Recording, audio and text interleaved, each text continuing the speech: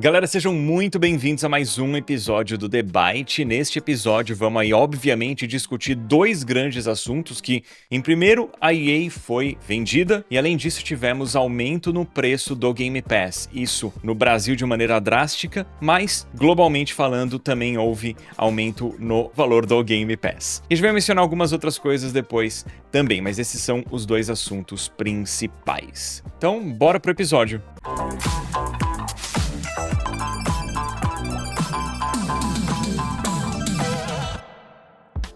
E aí pessoal, seja bem-vindo a mais um episódio do The Byte. Vamos começar falando do tópico mais quente da semana passada, que foi o Xbox Game Pass, que passou por uma grandíssima reformulação em vários aspectos, mas principalmente no preço, tanto na gringa quanto aqui no Brasil. Aqui no Brasil, especificamente, os preços subiram praticamente 100% na tier, né, no nível do Xbox Ultimate, que agora está custando a pequena bagatela de R$ 119,90 por mês. Mas não ficou, né, as mudanças não ficaram só nesse plano Ultimate, né? Muita coisa aconteceu que está fazendo a galera ficar muito pé da vida com o Game Pass e a Xbox como um todo. Antes da gente falar mais sobre esse assunto, eu queria já passar para impressões gerais de vocês. Edu, o que você achou dessa notícia aí, das mudanças que Microsoft e Xbox trouxeram para o Game Pass semana passada? Péssimo, porque, novamente, o Game Pass é a porta de entrada para muita gente no mundo dos games, ou é era a viabilização de muita gente conseguir jogar games, inclusive novidades, porque ele era até então viável de se assinar mesmo para quem tem uma renda mais baixa. E aí, quando o preço dobra no Brasil, obviamente que isso inviabiliza a assinatura de muita gente, e isso também dá um recado muito claro de que o Brasil não é um território importante para Xbox. O Brasil não é um território importante para Microsoft. Porque se fosse, o aumento não seria tão drástico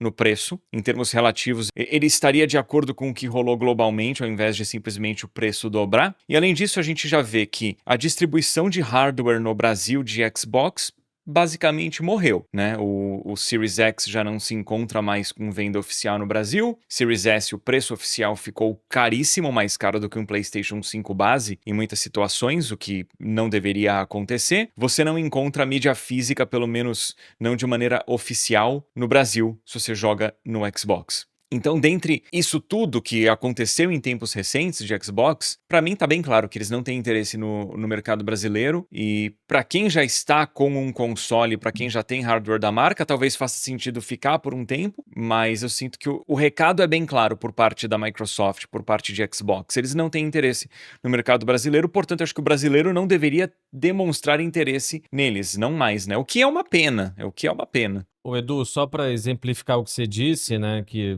não foi inflação, cara. No Brasil, um aumento de 100%, 100% é descarado, cara. Tipo, é isso e vai ser isso mesmo, eles estão nem aí, né? Só para comparar, nos Estados Unidos, o Game Pass Ultimate aumentou em $10, né, de 20 para 30, essencialmente, que é um aumento de 50%. Que é um absurdo de qualquer forma, 50%, né? É um absurdo de qualquer forma, 50%. Aí o 100% é o dobro do absurdo. Isso que eu ia falar, 100% é descarado, cara. É um negócio muito doido, né? Inclusive, essa notícia me pegou de um jeito que até voltei ao Twitter, ao X, a twittar, que fazia tempo que eu não postava nada sem ser relacionado a meu trabalho ou esporte, sei lá. E foi um negócio que eu mencionei lá. Vocês acham que a gente gosta de ficar cobrindo layoffs, né? Essas demissões em massa e aumento de preço? Parece que por muito tempo, em vários episódios, o Sony aumentou o preço, Nintendo aumentou o preço, Xbox aumentou o preço, plataformas de streaming aumentou o preço, demitiram mais 5 mil. Não é um negócio que é super interessante pra vocês ouvirem, não é um negócio que a gente adora conversar, cara, mas eu acho que essas empresas estão testando o nosso limite, né? Até quando que a gente vai aceitar isso? Isso é um negócio que a gente tem que lutar e tem que criticar e tem que resistir, porque senão, cara, não, isso aqui é o novo normal, né? É uma linha que vai sendo esticada justamente esse novo normal. Ainda mais com esse papinho de executivo, desculpa te interromper, Não tem de problema. que nunca estivemos tão bem. Nossa, Isso. nunca estivemos tão bem. Desculpa o termo, se fode aí, né? Nunca Pode estivemos falar. tão bem. Até o Edu falou um palavrão. Vamos dobrar de preço, vamos aumentar em 50% o preço. Que é isso, cara? Ou Elas não fazem nada por acaso, Edu. Essa é a questão. Elas não fazem nada por acaso, cara. É uma sinalização de uma clara tendência. E tem um ponto agravante nisso daí que é bizarro, que assim, o preço aumentou e supostamente, né, o serviço também melhorou, né, com novas vantagens, mais de 100 títulos adicionados ao catálogo, títulos da Ubisoft antigos que muita gente não vai talvez extrair, né, muito valor agregado disso nem nada e tal. Eu achei bizarro como o Xbox fez parecer que essa era uma novidade empolgante pro público dela, assim. Inclusive, junto com esse aumento de preço, rolaram 2 vídeos, 2 VTs publicitários, um de uma menina explicando as mudanças sem mencionar o preço. Então, fez assim, agora os planos mudaram de nome, agora no plano Ultimate você vai ter outras vantagens, agora Cloud Gaming tá liberado em todos os planos e tudo mais e tal, mas em nenhum momento ela falou sobre preço. E no outro vídeo publicitário, que é aqueles mais, assim, bem editados, mostrando os jogos e tudo mais e tal, as mesmas informações sem a menção necessariamente do preço como uma mudança drástica também. Então, assim, não só foi, na minha opinião, um negócio descaradamente, assim, safado mesmo, como foi algo feito de uma maneira muito, muito mal intencionada, assim, claramente para você maquiar algo que foi, obviamente, uma decisão errada, uma decisão negativa, uma decisão que vai punir o usuário, como algo positivo, né?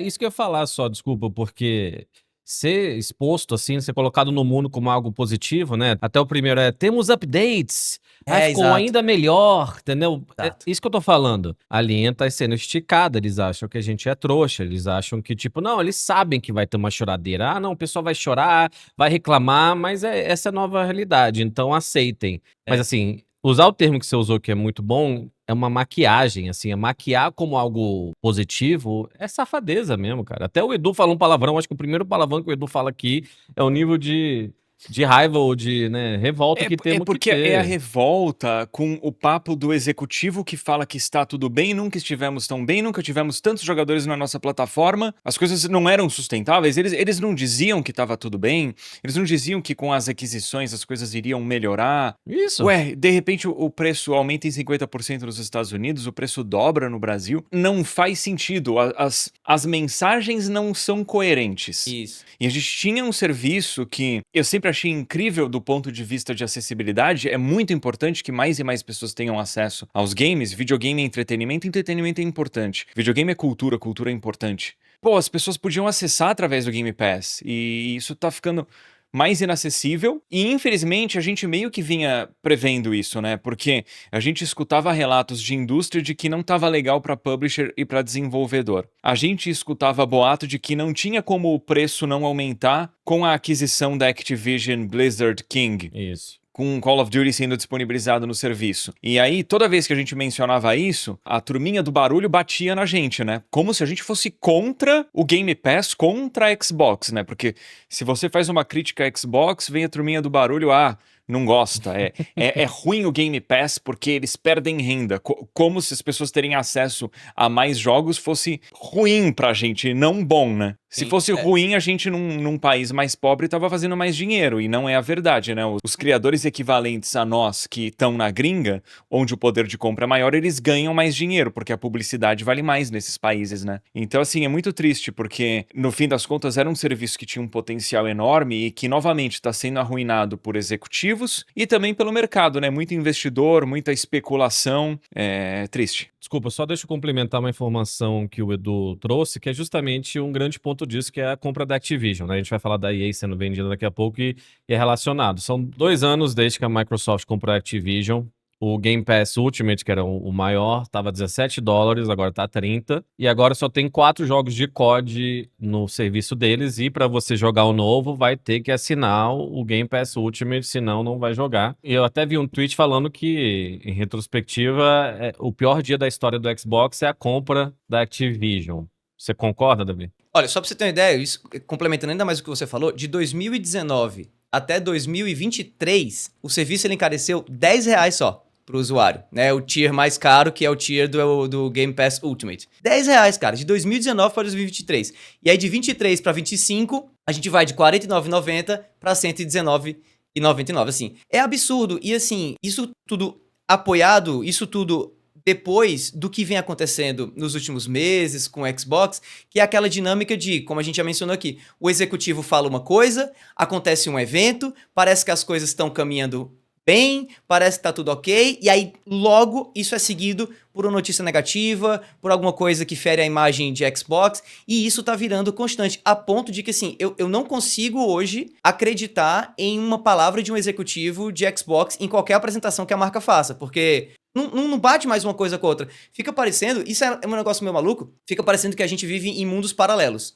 Assim, a comunidade de jogadores de Xbox, quem tem Xbox vive num universo paralelo e os executivos da marca vivem em outro universo paralelo. Porque as informações realmente não batem. A ponto, inclusive, da turminha do barulho, como o Edu bem mencionou, ela própria tá começando a se revoltar. A quantidade de pessoas que eu sigo no Twitter, que tem lá a cozinha verde nos seus perfis, né, nos seus profiles, que são, assim, assíduos fãs de Xbox. A quantidade de pessoas que eu vi que nunca levantaram um dedo contra a marca, indo atrás de mostrar que estavam cancelando o Game Pass, foi um negócio absurdo. Eu até coloquei no Twitter, assim, eu nunca vi, né, na história recente, assim, na minha memória recente, um boicote tão grande quanto esse que tá acontecendo agora, com essa massa de pessoas que estão mostrando a sua indignação e que estão dizendo que estão cancelando o serviço, tanto aqui no Brasil quanto lá na gringa, inclusive eu, né? Infelizmente, porque isso me dói muito, eu já falei aqui várias vezes que o Game Pass era, né, a melhor proposta de valor dos games, assim, atualmente, especialmente aqui pro brasileiro. Se você tem um Xbox Series S e você tem um Game Pass Ultimate,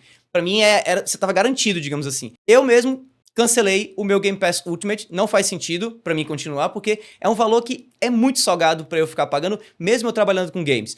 Eu não acho que eu vou ficar 100% fora do Game Pass. Mas eu acredito que eu vou assinar a tier mais barata só pra poder jogar online, né? Porque vira e mexe eu recebo um código, vira e mexe eu compro alguma coisa e eu preciso jogar online pra testar. Mas assim, eu não vejo mais como esse serviço me agrada. Não, é muito triste porque, assim, como fã de games, pra mim é importante. Eu sempre falo da questão da acessibilidade. É muito importante que um maior número de pessoas tenha acesso aos games. Eu acho que mídia física é a melhor forma de você jogar. Fora a mídia física, a minha segunda opção é comprar a mídia digital. E pra mim a assinatura é a última opção. Isso, pra minha realidade, pro meu gosto pessoal. Mas eu sempre vi como uma ótima opção o Game Pass. E já vinha ficando difícil recomendar a Xbox em função, né, de Xbox no Brasil ter se enfraquecido tanto. Mas agora eu acho que eles estão simplesmente colocando os pregos no caixão, né? E é muito triste, cara, porque assim, eu gosto de videogame. No geral, eu não tenho esse paredão aqui pra constar. Eu amo, Será que cara. gosta? Eu amo videogame. Isso aqui é tudo jogo de Xbox 360. Sabe? Não é que eu entrei hoje nesse mundo também de Xbox, cara. Eu fui construindo essa coleção pouquinho a pouquinho. Esse Lost Odyssey aqui, eu amo, cara. É um game que, tipo, é importante pra mim. Eu ainda quero zerar, porque eu não zerei. Mas é um jogo importante pra mim. Tem motivo pra ele estar na coleção, assim como todos os outros. E, sei lá, dói, né? Que você vai vendo uma marca tão grandiosa se sujar e se enterrar. É triste. Vou falar um negócio aqui, que esses assuntos às vezes são meio chatos a gente levantar, não esse especificamente que é importantíssimo, porque se a gente fala mal do Xbox, falam que a gente é sonista. Se fala mal da Sony, do PlayStation, falam que a gente é caixista. Se fala mal da Nintendo, não sei o quê. Se fala bem da Nintendo, não sei o quê. Um bando de marmanjo ouvindo reclamar. Eu acho que fica muito evidente, né, que a gente tem pelo menos um pouco de credibilidade aqui. Você pode discordar aí, uma opinião de vocês aí, ou sua que seja. Mas é justamente aquilo que eu falei no começo. Identificar uma tendência é importante porque as coisas vão acontecendo e elas são claras que vão acontecer. Que é isso de novo, cara, que eles acham que a gente é trouxa. A última vez que a gente falou de Game Pass foi do quê? Foi os desenvolvedores reclamando que, né, impedia mais vendas do jogo deles, então quando eles queriam fazer outro, eles não tinham esse respaldo e coisas do tipo. Então, e a gente falava, não, pô, pelo menos temos um negócio que é legal para os consumidores, né? Que alívio ter um valor justo, que ainda eram R$60 por mês, mas você pode jogar muita coisa, né? Que bom que ter um negócio justo, que pelo menos os consumidores, não dá para agradar todo mundo, mas pelo menos os consumidores. E agora não faz sentido, tipo, a Microsoft tá sem dinheiro? Não tá. Por isso que a gente critica aqui, as pessoas falam, vocês não sabem, porque é inflação. Tem gente que ainda defende empresa multibilionária e trilionária, né? No caso, eu acho que a Microsoft já chegou a esse número. Não faz sentido. Eu não consigo entender os movimentos. Aí quando eu falo coisas de oligarquia, que são expressões que a gente usa muito aqui, as pessoas acham que eu tô exagerando ou sendo repetitivo. Eu acho. Cada vez mais a gente vai se ferrar e cada vez mais esse pessoal vai ficar rico. E assim, aguentem. O que me incomoda é isso. Não só, de novo, maquiar, que nem o Davi falou, mas é enfiar isso na nossa goela e, tipo, aguenta e aceita e não chorem, entendeu? Porque Daqui a pouco a Sony vai anunciar alguma coisa também, aumentar preço. A gente falou do Silksong, que era muito mais alto lá do que nas outras plataformas. Parece que todas dão bola fora, né? Então, eu não sei se tem alguma solução, eu não sei qual que é o futuro dessa indústria, com o próprio GTA vindo aí, que faz tempo que a gente não fala deles. Eu não sei. Mas, assim, pro consumidor, não imagino que vai ser coisa boa. Eu fico pensando, eu fiz umas pesquisas quando aconteceu esse problema de Xbox aí com Game Pass e fui ver o que é que tinha gente falando lá na gringa, na lista e tal, e o que para alguns parece que é, digamos assim, a razão por trás dessa estratégia de Xbox, e aí vai ser uma parada meio teoria da conspiração assim, mas vamos ver se isso pode se tornar realidade lá na frente e tal, é que com esse movimento o Xbox realmente está deixando assim, claro, porém de maneira subentendida, né? Não declarando, mas deixando claro nas suas ações, que a estratégia agora não é mais o Game Pass.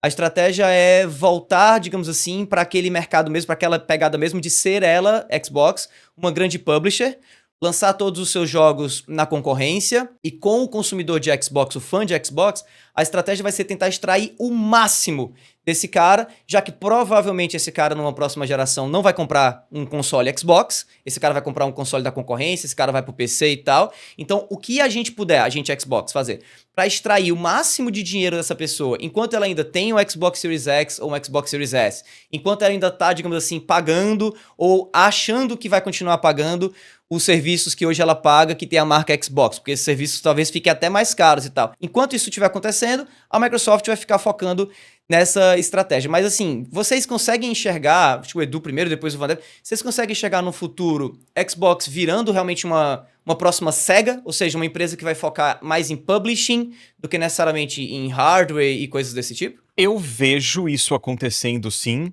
Infelizmente, eu acho que seria uma grande perda para a indústria. Eu acho que concorrência é importante. Eu acho que a Xbox teve consoles brilhantes com o primeiro Xbox e com o 360. Eu acho que o One não foi um acerto. E o Series X e S, eles tinham tudo para ter sido um acerto e não foram. Tá ficando bem evidente isso agora, mas seria uma perda enorme para a indústria, mas eu vejo isso acontecendo sim. Mas eles já estão começando errado, né? Porque cancelaram inúmeros lançamentos, né? O Perfect Dark é um que dói muito também. Então, se eles querem ser publisher, eles têm que administrar direito os jogos que eles vão publicar, e isso eles não fizeram. Eu não sei, cara, eu acho que o futuro de Xbox, obviamente que dá pra recuperar, mas eu acho que no momento tá bem complicado. O que eu ia falar é que eu não sei, eu não consigo entender várias das decisões, então eu não consigo nem opinar necessariamente. Mas um ponto que o Edu fez no começo, 2 pontos na verdade, sobre mídia física, eles desistindo de mídia física, e o Brasil sendo ignorado, houveram algumas melhoras no Ultimate também, né, de cloud gaming,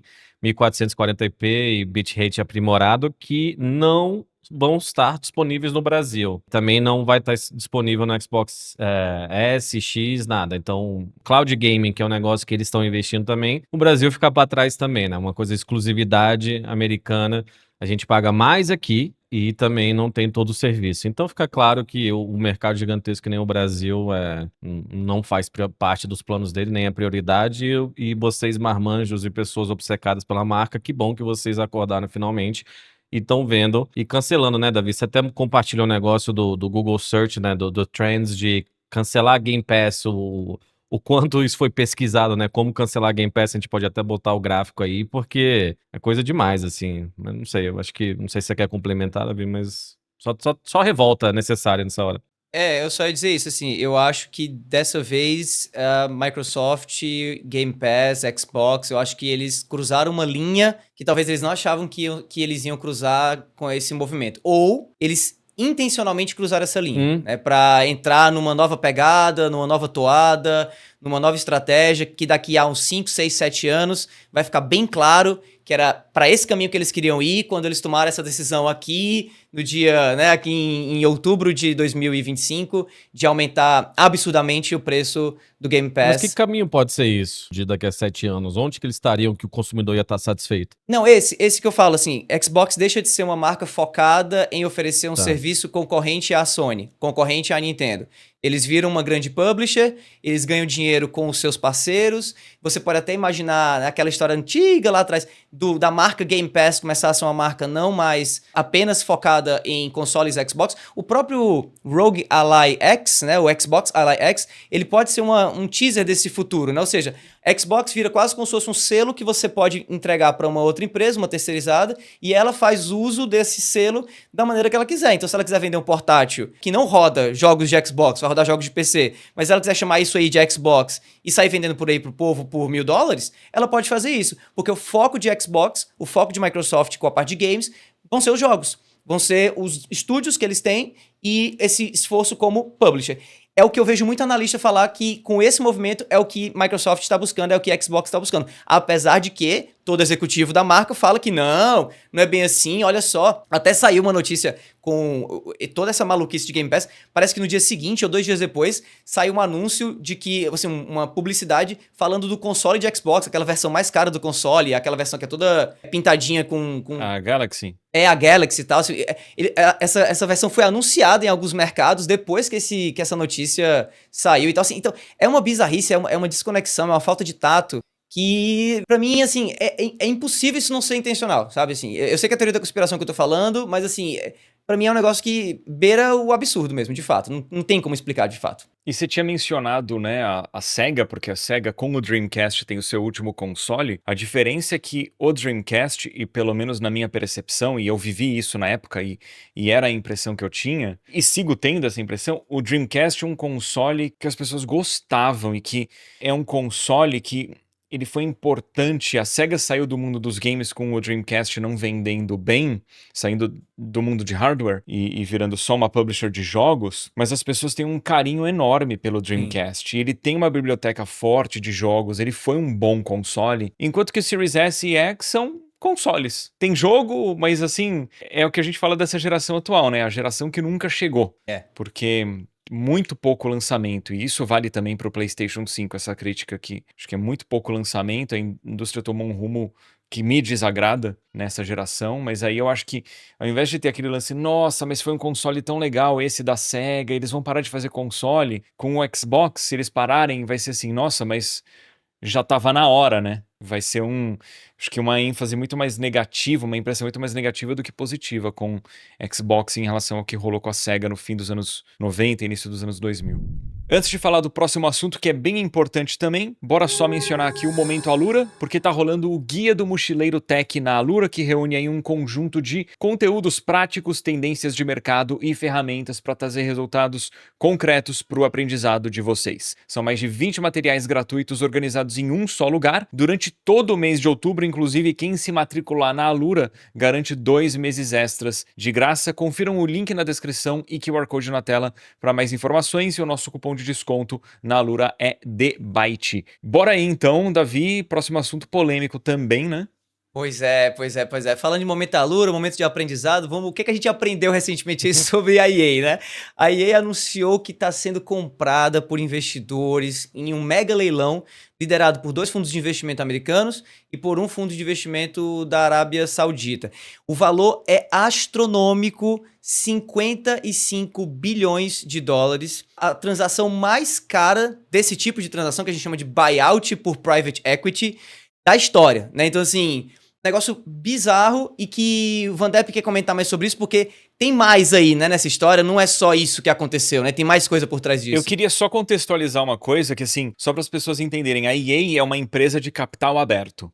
Isso. Então ela tem ações que são negociadas na Bolsa de Valores. Com essa aquisição, a EA deixa de ser uma empresa de capital aberto, ela vira uma empresa de capital fechado, e ela está sendo comprada por investidores. Manda ver, Van Depp. Não, eu só acho importante, né? A gente perdeu o timing da notícia, ele saiu quando saiu o último episódio, né? Mas eu acho importante, nesse caso, realmente entender quem comprou, né? E o contexto sociopolítico disso, principalmente da Arábia Saudita, tá? A Arábia Saudita tá investindo em tudo, querendo comprar e mudar a imagem do país e do regime lá, né? Eu vou até dar alguns exemplos um pouco fora de games, mas dentro do entretenimento. Dentro de games tem a SNK, que hoje em dia tá na mão dos sauditas, tá? Sim, que é uma empresa também. que, pro brasileiro, é muito relevante por causa de King of Fighters, que fez muito sucesso no Brasil, mas manda ver.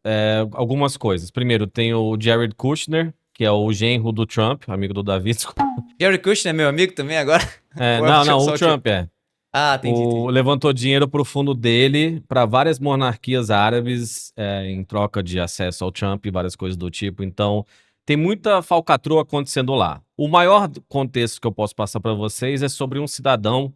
Na verdade, não, né? Se eu falar que o cidadão pode dar merda, mas ele se chama Turki Al-Sheikh. Desculpa se tem alguém de descendência árabe que sabe pronunciar melhor. O que ele é? Ele é diretor de entretenimento ou propaganda, né? Num termo mais americano. E ele basicamente está comprando tudo de entretenimento do mundo. Então, se você quer assistir boxe, você tem que ver lá em Riad, que é um mercado gigante e paga bem. Se você quer assistir sinuca, tá grande lá. Qualquer coisa, entendeu? Então, você tem que chamar ele de Sua Excelência, por isso que eu não falei cidadão, né?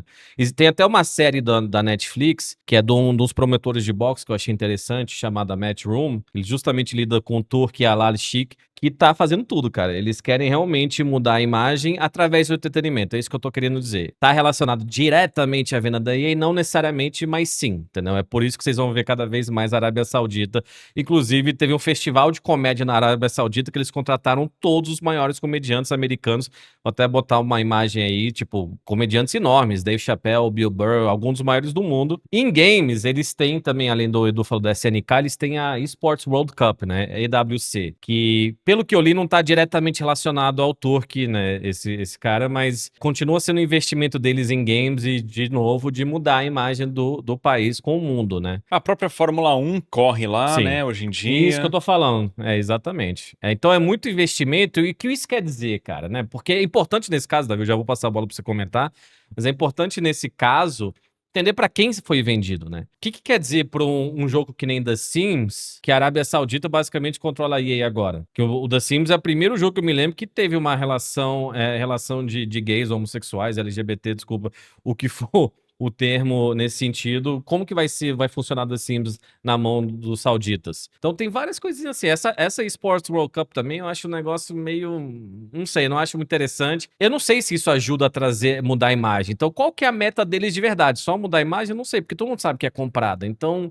eu não sei se tem algo pior aí. É um regime que já matou jornalista recentemente, então... E deixando claro que a gente não tá falando de uma democracia, né? A Arábia Saudita é uma monarquia. É isso que né? eu tô tentando falar, é isso. Monarquia absoluta, governada, de certo modo, por uma família, a família real, né? Então, assim, não é nem de perto um país que necessariamente, assim, ouve seus cidadãos, que segue necessariamente, assim, convenções globais e tal. Já foi envolvido, inclusive, em muita polêmica, como o Van Depp, inclusive, mencionou agora e tal. Então, assim, é um negócio complicado. Fora isso, um outro ponto interessante também pra gente contextualizar ainda mais aqui essa situação, é que esse tipo de negociação que foi feita, esse buyout por private equity, no caso da EA especificamente, ele foi feito de tal modo que alguns até estipulavam que uma empresa que sai de capital aberto para capital fechado, ela acaba não mais sofrendo as pressões do mercado para favorecer os seus shareholders, né, as pessoas que detêm as ações da empresa. Então aquela história, inclusive, que a gente até num episódio aqui com o Leon comentou, quando o Leon ficou um pouco preocupado sobre o futuro de GTA, porque a Take-Two é uma empresa de capital aberto, né, a dona de GTA, a dona da Rockstar,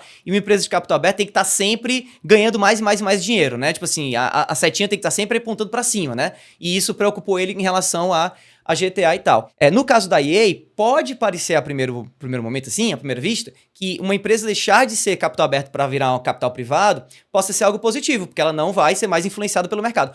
Porém, o tipo de compra que foi feito, né, o tipo de negociação, foi uma negociação alavancada. Alavancada em que sentido? Parte da compra veio realmente de fundos de investimento que trouxeram dinheiro, mas a outra parte veio através de empréstimo. E quem vai pagar o empréstimo é a própria EA. Isso é que é um negócio mais bizarro.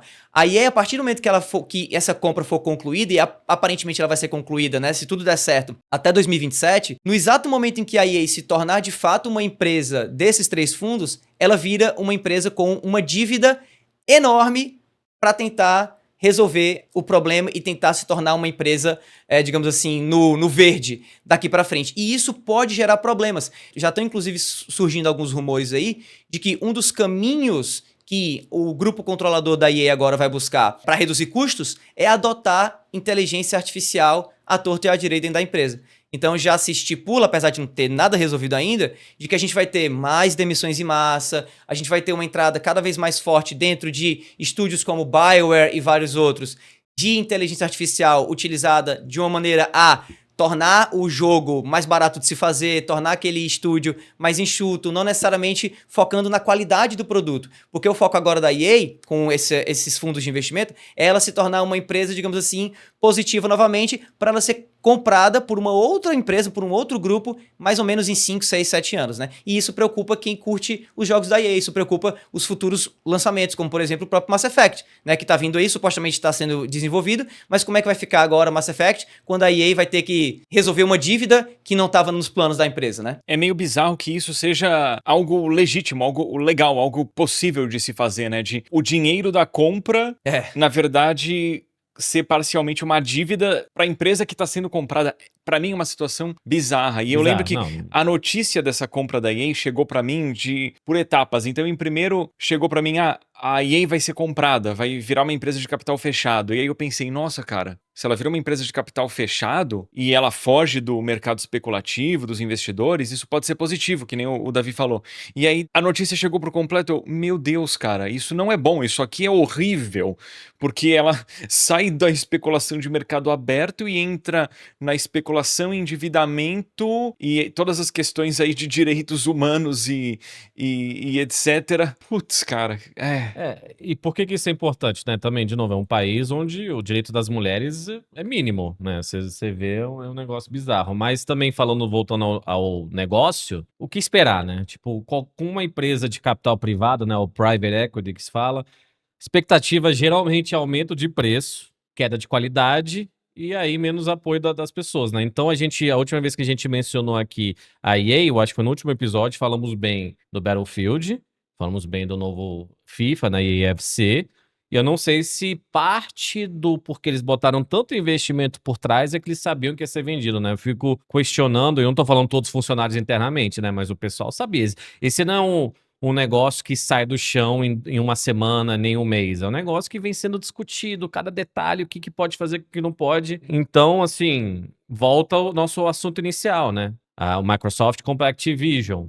E eu vi até uma matéria do Game Business aí que falou que estimativa de Battlefield 6 que tá para sair é de 1,7 milhão de cópias de pré-venda, né? E a expectativa de vender até 5 milhões na primeira semana. Não sei se vão atingir, mas são as expectativas. E também tem uma estatística aqui que 29% dos jogadores que estavam jogando o COD, que jogaram a beta de Battlefield, não voltaram pro COD na Steam e no PlayStation. Então a EA vinha acertando muito tudo que a gente estava criticando, justamente a Microsoft, aquela compra bagunçada da Activision, e agora vendeu, né? Sauditas, Microsoft, eu não defendo empresa gigantesca, né? Isso que eu falo. Tem muita gente que fala, não, porque a Amazon. Eu falei, cara, eu lá vou defender Jeff Bezos. E, de novo, assim como o nosso primeiro assunto, eu sinto que quem vai pagar o pato é o consumidor. Vai baixar a qualidade. Eu fico muito preocupado com os funcionários de lá. Eu ia mencionar sobre funcionários, porque eu conheço múltiplas pessoas que trabalham para a EA. A maioria sentia alguma segurança de trabalhar para a empresa,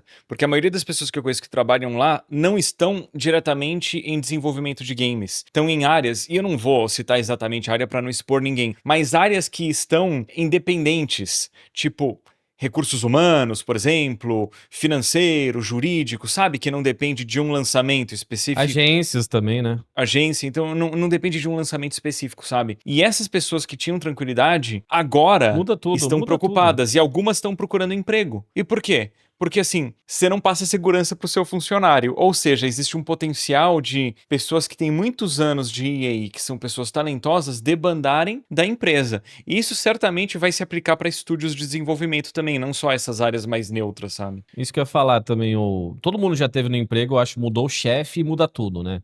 Sim. Imagina quando mudam, como uma empresa é vendida assim, né? Eu tava fazendo bastante negócio com a EA, justamente de The Sims, a gente fez Dragon Age também, e agora Battlefield com o pessoal, campanhas pagas, campanhas não pagas, e gostando muito do meu trabalho com eles, e eu, claro, não vou expor, já até falei do meu colega lá, que trabalha lá, mas ele não me disse nada, nem mencionou a venda, a gente conversou, mas gera uma instabilidade, no mínimo uma instabilidade de você, não, aqui tem um planejamento, as coisas estão dando certo, vale a pena todo o meu meu esforço, todo o meu trabalho, toda a minha dedicação. Para uma venda dessas, eu não sei se eu vou ter emprego, né? Quem que o fundo saudita vai querer contratar, né? Quem que eles vão querer cortar? Será que é divisão política? Nesse festival que eu falei dos comediantes, existiam algumas regras. Não pode falar mal da família, né? Do rei, da família dos monarcas. Não pode fazer piada com isso. Então, o bando de comediante que tava nessa bola de liberdade de expressão, inclusive o Bill Burr, pra mim, era o melhor comediante. Não vou dizer o mais engraçado no momento, mas até se expressando, um cara bem politizado.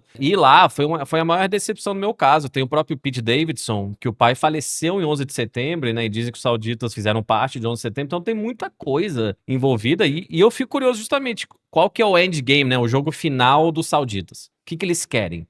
Porque assim, eles comprando todo mundo, eu não acho que do nada o público não é tão burro quanto essas empresas pensam que a gente é, né? Que as pessoas são. Então você comprar eventos de entretenimento não gera só uma sensação positiva, porque a gente sabe, né, a fundo. Por isso que a gente tem que explorar aqui esses assuntos e entrar em política. Tem gente que não gosta quando a gente entra em política, cara, mas esse é o programa que a gente se propôs a fazer.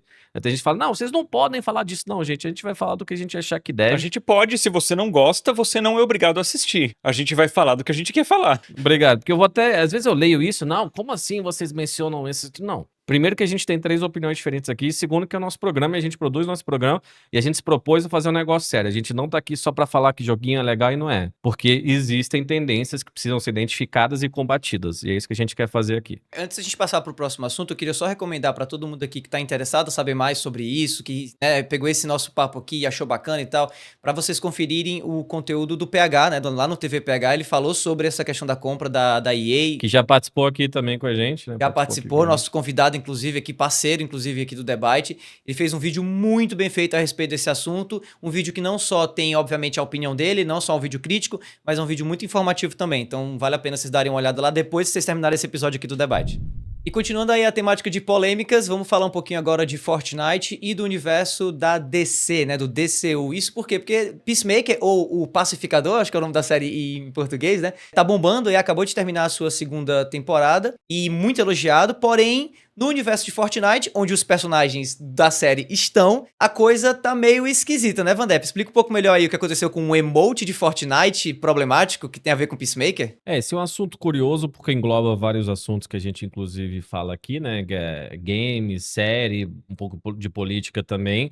O Peacemaker, né? O Pacificador, que nem você disse, pra mim é uma das poucas filmes, séries, é uma série, né? No caso, de super-herói que é interessante, que eu gosto bastante. Teve a primeira temporada, agora teve a segunda, tá no meio da segunda, e sem dar nenhum tipo de spoiler, as coisas vão se desenvolvendo durante a temporada que confirma que algo que estava no Fortnite, de fato, não era correto. O que aconteceu? O Peacemaker, se a gente puder botar rapidinho aí, todo episódio eles fazem uma dancinha, né? O cast é até interessante. Todos os atores fazem uma dancinha meio brega, com uma cara super séria, e nenhum é dançarino, o próprio John Cena, né, que é o Peacemaker. E no começo do programa, ele faz um gesto com os braços que fica muito evidente que, de fato, é uma swastika, tá? Então, né, falando de nazismo. Só que se você não tem o contexto, se você só vê a dancinha, parece que ele tá mexendo os braços. O que aconteceu? O Fortnite foi lá, bum, comprou o direito da dancinha, porque o Fortnite é sempre as dancinhas. Só que nem eu disse durante a temporada, ficou claro que aquilo era uma sinalização nazista, porque, né, é uma temática dentro dessa temporada. E aí fica a grande questão. Quem é o culpado por isso? É o James Gunn, que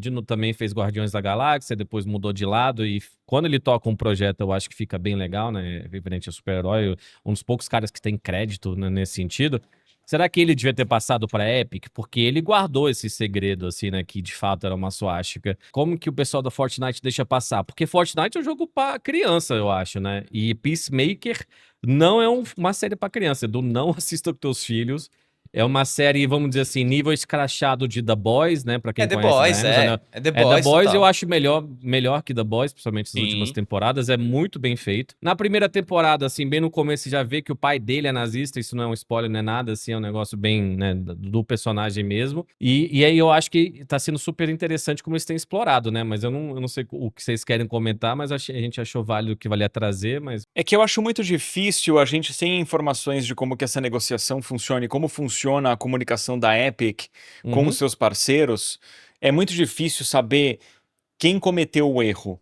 onde que Isso. faltou informação, quem que escondeu o quê, né? É muito difícil nesse sentido opinar. Será que o James Gunn sabia que o direito ia Pois ser é. vendido por Fortnite? Porque, assim, na hora que você vê depois com o contexto, fica claro que é, mas, assim, ninguém levantou essa bola. E já tá no 6º, 7º episódio da temporada, entendeu? Então, tipo, quando você volta e vê, a gente pode botar o emote de Fortnite ele fazendo movimento aí. Eu acho que ele sabe que foi vendido e eu não sei se tá nos direitos. Pra mim são duas possibilidades, assim. A primeira possibilidade é que a Epic comprou a dancinha e não foi o James Gunn, digamos assim, que cedeu, né? Isso aí foi uma negociação que o James Gunn não necessariamente participou, mas a Epic, naquela tentativa de estar sempre... A Epic tá sempre tentando trazer pro Fortnite o que tá hypado, né? E essa dancinha do Peacemaker, ela tá desde a primeira temporada, né? Os personagens fazerem a dancinha na introdução. Então, basicamente, o que é que a Epic falou? Olha, eu quero a dancinha que tá desde a primeira temporada. Ah, ela mudou agora na segunda temporada. Não tem problema, eu quero essa dancinha. E aí, né, meio que a coisa foi comprada, o ativo foi comprado,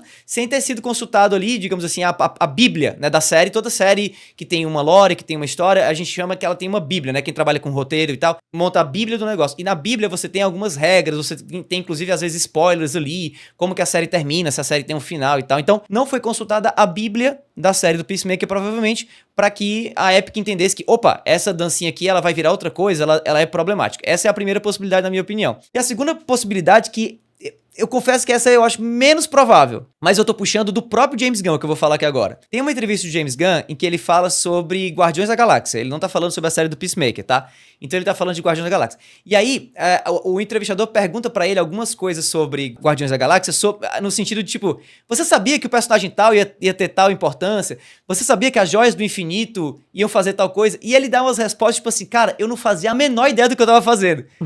Me mandaram ter uma cena em que o colecionador mostra as gemas do infinito, então eu inventei uma história ali do que eram as gemas. Então, assim, não me surpreenderia nada se o James Gunn, em um dado momento, saísse com uma reportagem falando assim, cara, quando a gente vendeu os direitos da dancinha, a dancinha não era problemática, ela era só uma dancinha. Mas a gente evoluiu o roteiro e isso acabou virando um feature, né, atrelado à questão nazista. Não sei se pode ser verdade. Não, mas podia ser outra dancinha, porque a primeira temporada tem uma dança. É antes de todos os episódios... Né, é a intro, eu nunca pulo a intro porque é muito engraçado, porque eles estão com uma cara tão séria, né? Todo mundo dança e tal. O próprio John Cena, ninguém fica expressivo na dança. Mas mudou a dança e é muito óbvio depois que você tem o contexto, então assim... O James Gunn, eu acho que ele se finge de burro. Eu acredito nessa história aí, né? Até o personagem do Benício Del Toro, né? Que vai mostrar os negócios e tal. Mas assim, eu acho que ele, tipo, ou passou da mente dele que vai vender, ou ele não sabe que o trato dele, que o pessoal pode vender, né? Pra jogos e tal. Mas assim, isso deve ter passado por várias aprovações e ninguém pegou, cara. Isso é muito doido. Mas tudo bem, o James Gunn não queria revelar um spoiler, que até aqui a gente não tá revelando, porque é um negócio muito mais gigantesco do que parece, assim. Então, tipo... Eu achei curioso. Eu não sei, ele não queria a controvérsia, mas chamou atenção pra série. Eu pensei, pô, eu gostaria de falar de Peacemaker no debate, porque a gente não faz muito de recomendar as séries, a gente já fez antes, mas eu gosto muito, cara. É um negócio que saiu, acho que sai sexta, né? Então eu sempre assisto sexta-noite ou sábado, assim. Eu gosto também dessa periodicidade dos episódios e eu acho muito bem escrito, muito bem desenvolvido, muito criativo, assim. É uma sátira em vários sentidos da sociedade americana atual, né? Então é bem engraçado também. Então assistam. E aí vocês podem comentar, o Edu, acho que vale a pena, mas... A gente assiste coisas muito diferentes, então, é isso que eu tava pensando. Por quê? Eu não assisto série de super-herói. Eu terminei de assistir esses dias a Wandinha, né? Wednesday, a temporada 2. Legal. Isso eu não assistiria nem se tu me pagar, desculpe. E antes eu assisti uma japonesa que é a Kimi ni Todoke. Em inglês é From Me to You, um negócio assim. Eu gosto de assistir algumas séries leves atuais, né? Eu acabei de assistir o Black Rabbit, que não é leve nada, que é uma minissérie do Netflix. E eu volto e reassisto. Eu reassisti Mad Men, The Wire, vou reassistir Sopranos pela 4ª vez. Meu Deus. Então eu gosto de balancear, mas Wandinha, com todo respeito, Eduardo... É bem legal. É bem legal. Aproveitando, obrigado pro pessoal aí que me lembrou o nome do anime do episódio passado, Hellsing, inclusive um excelente anime de vampiro, lutinha, violência, assim, das antigas e tal. Muito, muito bom mesmo. Muita galera colocou lá, uma galera colocou nos comentários lá, Hellsing e tal, foi bem bacana. Posso só complementar em relação a isso? Eu acho legal, acho fofo, mas vocês nos comentários, às vezes, tá? Pode fazer o que vocês quiserem nos comentários, quer dizer, se for xingar, né? Mas às vezes vê se alguém já comentou, né? Porque tem uns 40 comentários. Não vê, comenta, porque aí tem mais comentário. Eu sei isso que eu ia falar. Eu sei, melhor. É bom que tem mais comentário, mas é um pouco... Aí no penúltimo episódio, desculpa, Holter, o Edu pediu pra você mostrar o negócio do Sonic e o Holter botou o clipe errado. Nossa, aí foi gente... tá errado isso, tá errado. Mas mereceu, o Holter mereceu. Eu não sei se nesse caso é a satisfação de falar que alguém tá errado ou se tem um pessoal fofo nos comentários que quer ajudar o Davi a se lembrar. Então é só isso. Mas comentem mais. Você que nunca comentou, bota um comentário nesse vídeo aí pra nós. Bom, gente, a gente tá finalizando o episódio, a gente não queria deixar passar, porque essa última semana tivemos o falecimento do Paulo Soares, conhecido como amigão da ESPN, né? Acho que muita gente, mesmo que não acompanha esporte, já deve ter visto algum clipe dele e do Antero Greco. Também faleceu no ano passado e tem vários clipes, né, deles brincando, era muita risada, muita leveza, o jogador chamado Milton Caralho, aí ele enche a boca pra falar e o Antero ri, e enfim... E eu queria até, a gente ia falar um pouco do Paulo Soares, né? Quando uma pessoa se chama amigão, você sabe que não é uma unanimidade, né? Eu acho que foi o próprio Juca Kfouri que falou isso. Quando o Antero morreu, eu inclusive escrevi um texto no próprio Twitter, né? Que, pô, vou ficar com saudades do Antero, da voz dele, porque o Antero era um cara também com muita leveza. E eu acho sintomático também dos dias de hoje, porque pessoas assim são tão populares, cara. Porque a gente, justamente nesse episódio, a gente só cobriu nhaca, né? Só coisa ruim. E quando tem duas pessoas que são profissionais, ótimos profissionais, o Antero mesmo, era editor do Estadão, se eu não me engano, e da Placar nos anos 80 e teve uma carreira muito boa como jornalista. Quando a gente vê leveza e positividade, né, é contagiante. E eu não sei se vocês querem falar alguma palavra em relação a eles, mas eu acho que valia a pena a menção. Não, eu gostava pra caramba do Paulo Soares. Eu lembro que eu gostava muito dele e do PVC. PVC, sim. E assim, uma pena, né? Eu assim, o Paulo Soares e o Antero Greco, eles ficaram muito famosos por apresentar o Sport Center, né? E assim, a ESPN, pelo menos da minha perspectiva, a ESPN sempre focou mais ali no futebol do Sul-Sudeste, e obviamente nos estaduais mais de lá do que do Nordeste, que é de onde eu sou, né? Então assim, eu sempre conheci eles, assim, sempre os acompanhei muito mais pelos memes da internet, muito mais pela dinâmica dos dois, do que necessariamente pela qualidade dos dois enquanto jornalistas. Apesar de saber que os dois, né, foram, né, jornalistas de muitíssima qualidade. Mas é muito isso que o Van Depp falou mesmo, assim. É muito engraçado como... Acho que a marca dos dois era essa leveza, era essa fraternidade que eles tinham ali, digamos assim, aquela amizade que você percebia que não só eles eram dois profissionais que se davam bem, pelo menos aparentemente estavam bem, mas eles eram pessoas que tinham ali uma química que acho que nem eles anteciparam o quanto ia fazer sucesso fora ali do conteúdo televisivo, né, de TV a cabo, né, porque, cara, eles viraram um meme de internet, assim, pra muito além, eu acho, do que eles estavam esperando. Então, na minha memória do amigão, do Antero Greco, ficam muito mais essas piadas, esses momentos de interação, mas eu acho que a gente precisa de mais conteúdo assim. E eu acho que o episódio de hoje deixa bem claro isso, né? Como o Van Depp mesmo falou, um episódio com muita nhaca, com muita coisa negativa, porque a gente tá vivendo um momento muito negativo do mundo como um todo, e faltam mais amigões, faltam mais Antero Grecos por aí, porque a gente tá em falta. Tá em falta de gente com esse nível de positividade.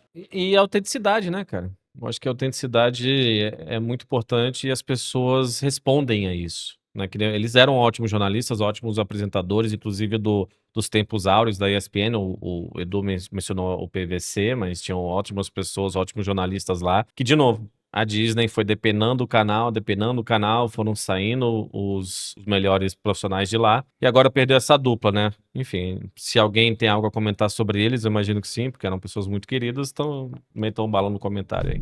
Bom, gente, chegamos ao final de mais um programa. Esse aqui foi meio pesadinho mesmo, mas faz parte. Inclusive, essa semana temos o quê? BGS. Duduzinho Benvenuti não estará na BGS, mas eu e o Davi estaremos.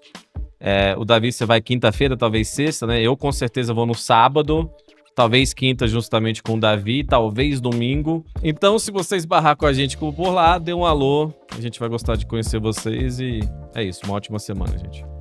Tchau, tchau.